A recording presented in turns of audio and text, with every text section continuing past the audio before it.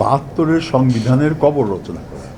আমি জানি না যে এরা কি বুঝে বলছে না না বুঝে বলছে, এরা কোন দেশে দাঁড়িয়ে বলছে।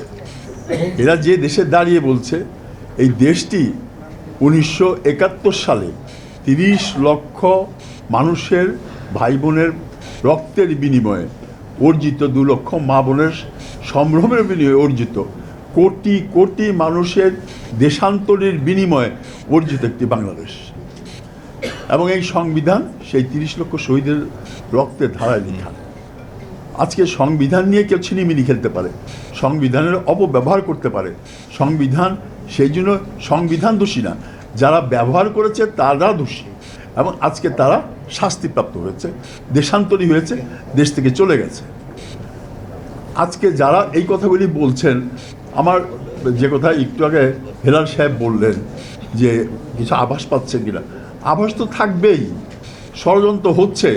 আমরা 71-এর মুক্তিযুদ্ধে আমরা দেখেছি এক শ্রেণীর মানুষ পাকিস্তানকে সাপোর্ট করে গণহত্যার সহযোগিতা করেছে।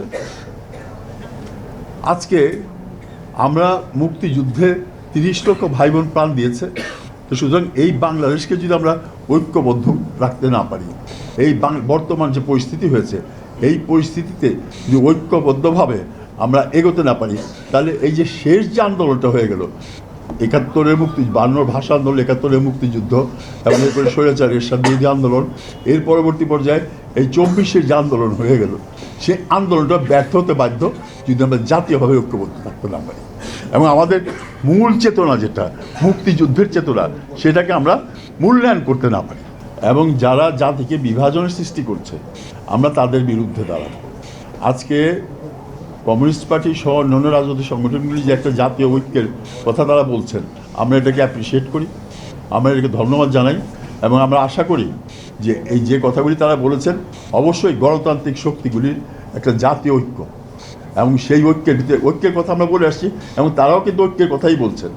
আমরা যে কথা বহু পূর্বের থেকে আমাদের সভাপতি ডক্টর কামাল হোসেন বলে আসছেন, এর সভাপতি, যে জাতীয় ঐক্যের কোনো বিকল্প নাই, জাতীয় ঐক্য দিয়ে আমরা দেশটা স্বাধীন করেছি, এবং জাতীয় ঐক্যের ভিতর দিয়ে আমাদের এগোতে হবে। তো সুতরাং ওনারাও একটা জাতীয় ঐক্যের আহ্বান জানিয়েছে। অবশ্যই আমরা ভালো প্রস্তাবকে আমরা সমর্থন করি, এবং আমরা আশা করব যেটা বাস্তবে উঠবে, এবং আমরাও অচিরেই একটা আলটিমেটাম দিয়ে দেবো, এবং তাদের সেই আলটিমেটামকে আমরা সমর্থন দিই যে 15 তারিখের ভিতরে রূপরেখা ঘোষণা করা হোক। আর জনগণের সরকারের কোনো বিকল্প নাই।